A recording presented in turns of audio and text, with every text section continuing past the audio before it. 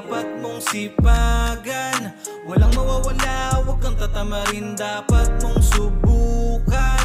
Ang buhay hagdan, kailangan pataas, huwag kang makikipaghilahan. Dahil kailangan natin ay sipag at tiyaga. Sipag at tiyaga ginamit ko nung umpisa. Imbis na ako'y makihati, nagtanim lang mag-isa. Pinaghirapan ko ay ako rin ang makakatikim ng araw. Balang araw isa rin sa titingalain, kaya subukan tiyagain.